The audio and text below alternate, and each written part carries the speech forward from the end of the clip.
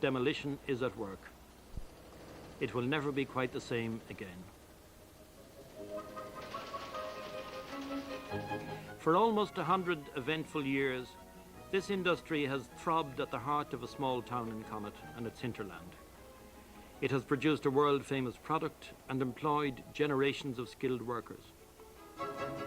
Its life began in conditions of poverty, depression, and fierce social injustice, among a people who barely remembered a time of hope. But hope was reborn and human dignity restored by the founding of this unique enterprise. It owed its inspiration to a remarkable woman, and in no small part to her unlikely accomplice.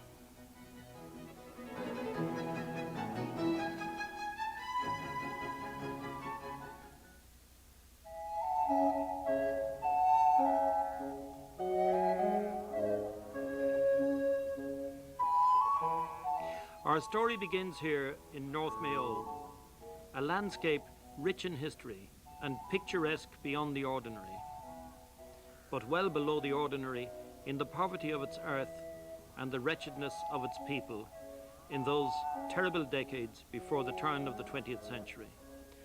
This was the epicenter of the congested districts, those regions in rural Ireland where the land had been so subdivided, overworked and overpopulated that it could no longer support its inhabitants. It was here that Synge's playboy, Christy Mahan, found his way in his flight from Kerry over stony, scattered fields and scribes of bog.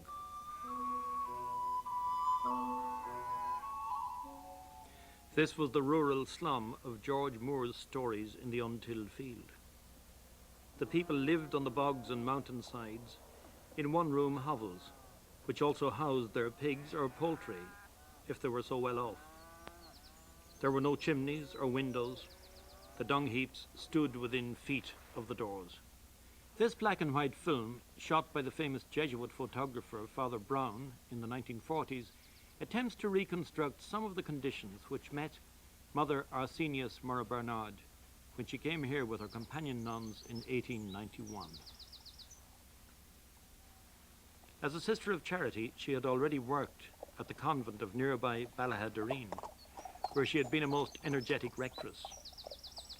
Now at the age of 49, she made Foxford on the Moy the centre of her life's work. Agnes Murrah Bernard was born into a landed Catholic family with estates in Cork and Kerry. She was educated at Laurel Hill Convent, Limerick, and sent to a finishing school in Paris. She determined on a religious vocation, choosing the Sisters of Charity because of their special mission to the poor. After her profession in January 1866, she went to work among Dublin's urban poor. She taught school at Gardner Street and King's Inn Street. She worked in the Sisters' Laundry at Donnybrook and then reorganised their orphanage at Lakelands. She seems to have had a genius for managing both people and institutions. This was far from the career mapped out for her by her father. An accomplished musician and horsewoman, she had been groomed to cut a brilliant figure in the hunting circles of Munster. But the memories of her mother feeding the famine victims of the Black Forties, together with her religious faith, moved her towards a life of service. Foxford was devastated in the 1890s. With universal economic depression, the pattern of migrant labour to Britain, its last lifeline, was broken. As rectress of Ballahaddereen, Mother Murrah Bernard had founded a residential industrial school with classes in lace-making, spinning, weaving and knitting. She sought out a suitable convent building in Foxford, bringing with her elaborate skills and still more elaborate plans. It was during an earlier visit in December 1890 that she had looked upon the Moy and recognised it as a source of power. The nuns' first responsibility was the National School, which they transferred to a disused corn store on the riverbank. Meanwhile, Mother Murrah Bernard's grand design is maturing. Two gifted young women, Mary and Kate Conroy, are brought over from Ballahaddereen with their hand looms. The advance party of a great enterprise. Decades later, we see Kate showing snapshots of these early years to her younger colleagues.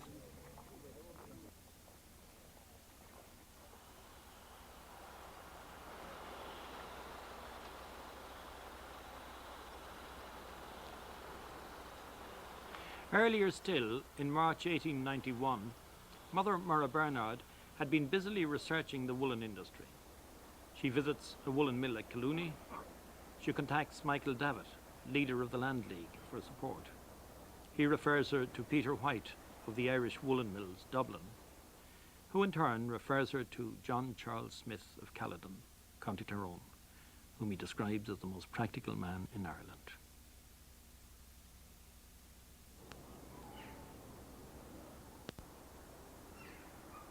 Nothing could have been more distinct from Foxford than Caledon, echoing its Scottish origins in every neat cut of its unyielding stone. And John Smith, who ran its thriving woolen mill, was of a similar disposition. "Madam," he replied to the nun's letter, "are you aware that you have written to a Protestant and a Freemason?" But 2 weeks later, on June the 6th, 1891, he arrived in Foxford at his own expense, and she outlined her plan to harness the waters of the Moy for a woolen mill. He tried to discourage her, pointing out how the Guinness mill at Chapel Lizard had recently failed, and that she had no capital. She replied that God's providence was a rich bank, that she would proceed without him. At this, Mr. Smith swept off his hat and declared, "I place myself and my experience of 20 years at your disposal." By September, the Conroy sisters had started the local girls on the hand looms. Then they themselves went north to Caledon to train in Smith's home woolen mill. In November 1891, Mr. Smith sent one of his managers, a young Catholic called Frank Sherry, to Foxford to head up the operation. He recalled his arrival by train at 2 in the morning. "I saw the west first as a snow-spread country, silent and lonely, set among high white hills." The River Moy rises in the Ox Mountains to the northeast of Foxford. Winding its way out of the mountain range in a broad loop, its waters gain force as they approach the town, whose Irish name had been Bealassa, the mouth of the waterfall. In earlier days, the current had turned a mill wheel on the opposite side of the river. Now another mill race had to be built alongside the corn store to service the new woolen mill. A demoralized male population who had had no employment for generations except useless famine relief projects came gradually to life. The mill race was begun in August 1891 and completed by local labour early in 1892. It had often been remarked that the small farmers of the congested districts had stared with envy at the sheep that grazed so sumptuously on the nearby vast estates of the absentee landlords. Now they could look more kindly on these innocent creatures whose fleeces were bringing life and hope to their reviving culture. Mother Murrah Bernard ordered her first stock of wool for £60 on February the 1st, 1892. Her own work was only beginning. In March, she took off for a whirlwind tour of Dublin, visiting Cleary's and other large shops in search of orders, calling on men of influence like the Jesuit Father Tom Finlay and Sir Horace Plunkett of the cooperative movement, who gave her on the spot a personal donation of £100. She visited woolen mills and wholesalers, anyone who might advise her on how to get the produce of a small town industry into the marketplace. Back at Foxford on March the 19th, the great event, by a miracle of natural power, human ingenuity, and divine inspiration, amid a modest blaze of publicity, the machinery is set in motion.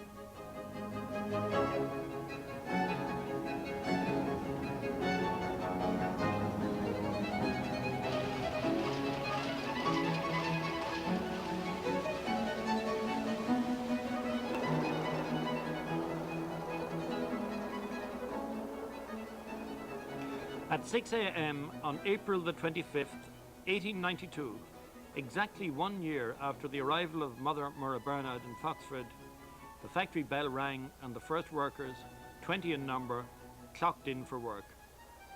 The first products of the looms went towards clothing the local children. Hardly any pupils had turned up when the schools first opened. The sisters went to their homes and found the cause. The youngsters, undernourished and unwashed, condemned to sleep on earthen floors, were found to be virtually naked. With newly spun clothes and a hot breakfast of porridge and milk at the school, attendance and morale rose dramatically.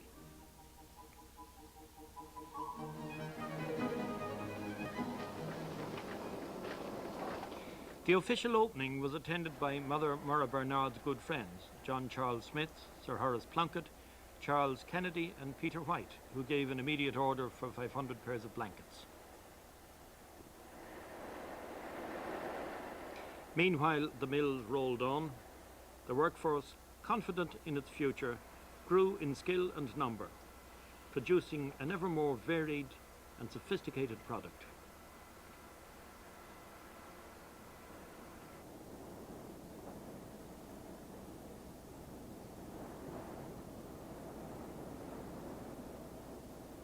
But it was not all plain sailing.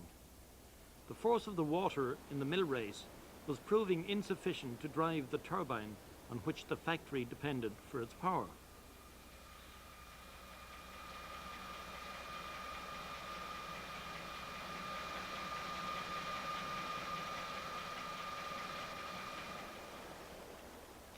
So they set about the construction of a boulder weir to divert more of the river's current to the mill race and the turbine. But this brought upon the sisters a determined legal action from one Standish O'Grady MacDermott, who rented the fishery from Lord Clanmorris. The sisters resisted, and the matter was soon a cause célèbre.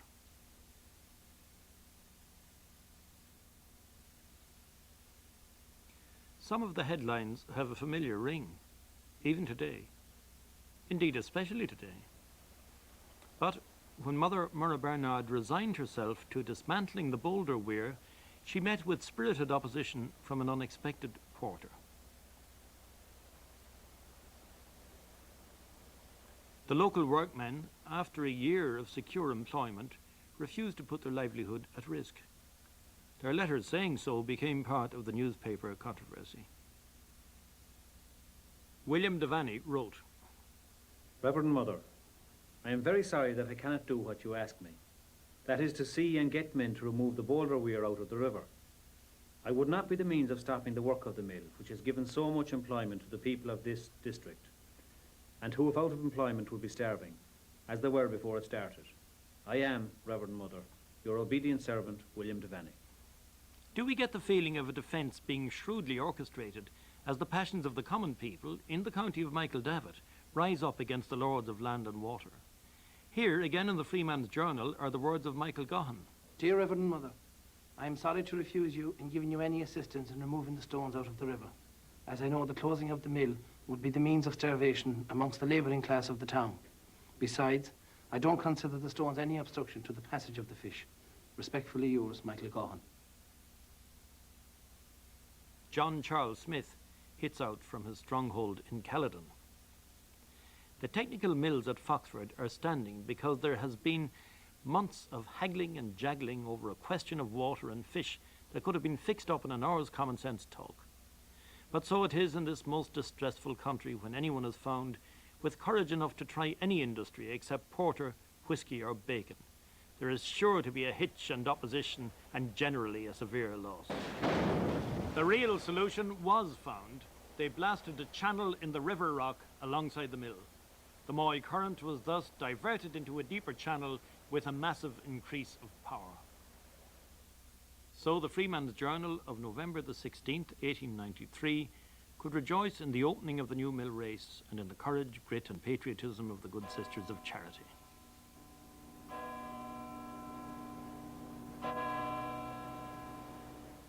Now the flow was guaranteed without visible damage to the fishing. From being their adversary, Mr. Standish O'Grady MacDermott became a keen supporter of the industry. His name will appear on the factory's guest list for all its great future occasions.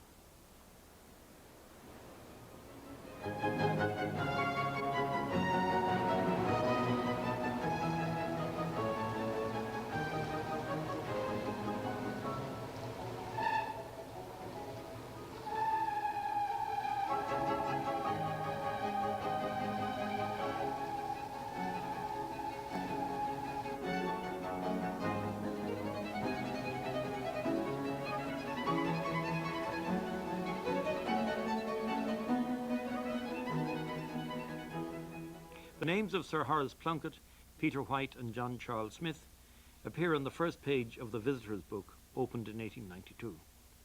On page 2, Canon Gibbons of Ballina writes, "Visited the factory and have been agreeably surprised at so vast a creation in so short a time and from such limited resources. Never heard more delightful music than that of the machinery on full working swing." On July the 14th, 1893, Lady Aberdeen, wife of the Viceroy, leaves a message of congratulation for splendid work. Isabel Aberdeen was to prove a powerful friend and ally. 2 decades later, in 1913, she records her praise for the splendid work here, which is known now all over the world and which has brought happiness to many Irish hearts and homes. Other entries include Lord Clanmorris, the Earl and Countess of Arran, George Wyndham, who launched the Great Land Act of 1903, Bishop Lenihan of Auckland, who declared himself delighted with everything I saw. Towards the end of 1893, the Ballina Herald announced that an entry from Foxford had won first prize at the National Working Men's and Women's Exhibition in London, first of many such awards. The Irish frieze was declared a close, tough fabric, virtually indestructible. The fancy peasant flannel, a well-made fabric suitable for boating or tennis or costumes. Morale was further upheld when the report of the Congested Districts Board praised not only the goods produced at Foxford, but the cheerfulness that pervades the place. At the end, Mr. Walker declares, "I have my northern prejudices as markedly as most men, and if the above report is favourable, it is not because I went there to praise what I saw, but because I have stated nothing but what I believe to be true." The moment of greatest glory for the Foxford Providence Mills was when it mounted the Great Connaught Exhibition in September 1895. Now the factory, its products and its work practices were put on show for 3 whole days. This was declared in the newspapers to have been the most splendid exhibition of its kind ever held in Ireland. Under the patronage of the Lord Lieutenant, its chairman was Lord Arran and its president, Lady Arran. Apart from the factory products, there was a great emphasis on the human skills that had prospered in the countryside under the factory's influence. Milk separators, incubators, techniques in cheese making were put on display. Special trains at excursion rates were run from Dublin to Foxford. The band of the Connaught Rangers was on hand for the 3 days. The stalls were laden with an astonishing range of household products: baking, confectionery, vegetables, fruit, and dairy products.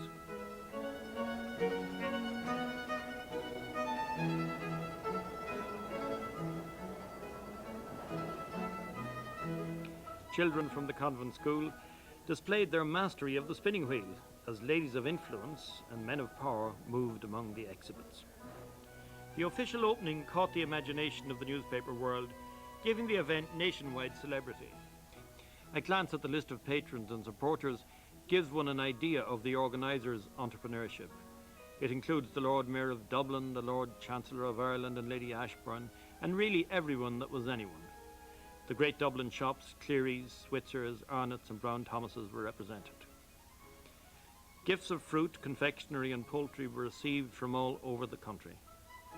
There were prizes for vegetables and fruit, for knitting, sewing, spinning, weaving, poultry, embroidery, quilting, for carpentry and woodwork, for butter making, for poultry live and poultry dead. As the guests left for home, Foxford Providence Woolen industry loomed large on the landscape of Ireland. Almost as important as the work within the factory and its related schools was the great change wrought in the lives of the people, more especially the country people, their homes, their work, their confidence and dignity.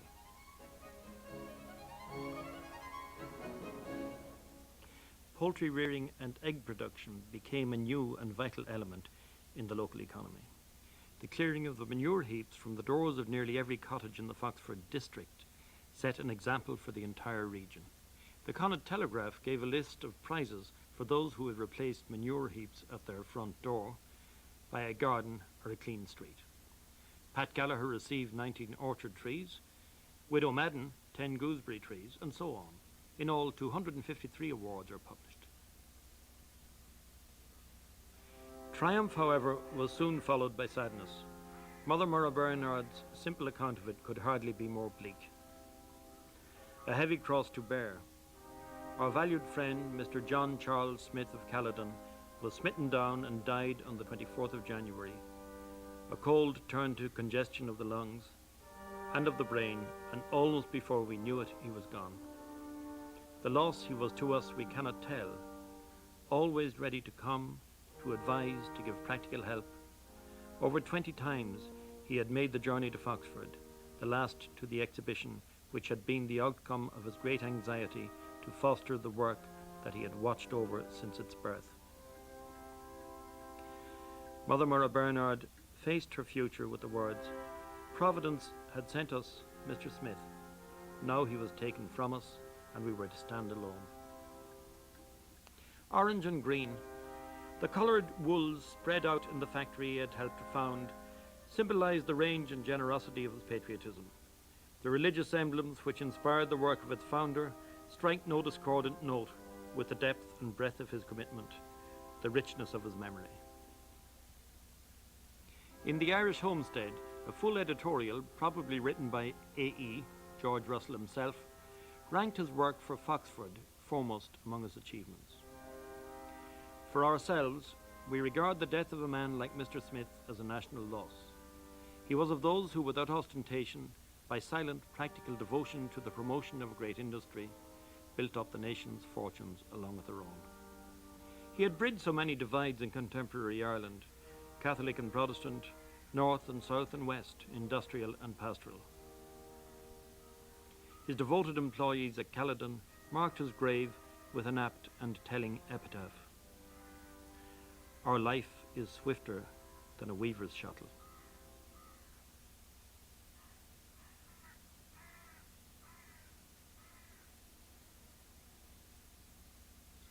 Friend, that most practical of men, John Smith.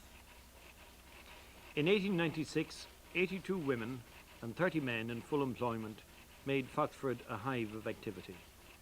500 blankets from Monaghan Asylum in that year was a typical item on their order books. Later that year, the mills won a gold medal at the Chicago Trade Fair, typical of the awards, medals and diplomas pouring in from Dublin, London, California. In answer to increased demand, a new turbine was installed.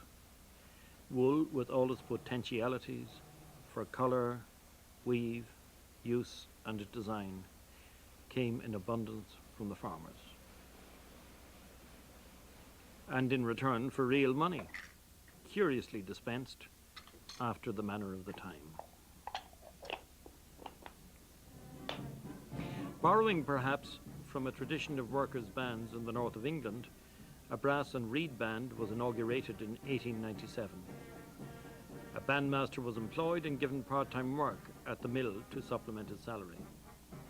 Not only has the band survived to the present day, but it won the award for the best international marching band in the New York St. Patrick's Day Parade of 1992.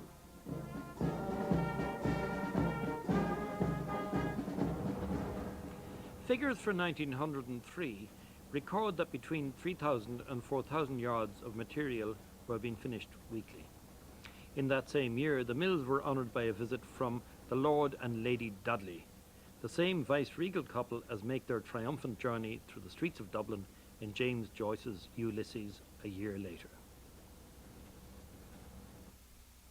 A few years later, the mills receive an unexpected setback, with the publication of the novel Hyacinth by Canon Hannay, under the pen name of George Birmingham, which ridicules the community at Foxford, named Robine in the novel, and accuses its founder of bigotry, luxury, and the exploitation of slave labour.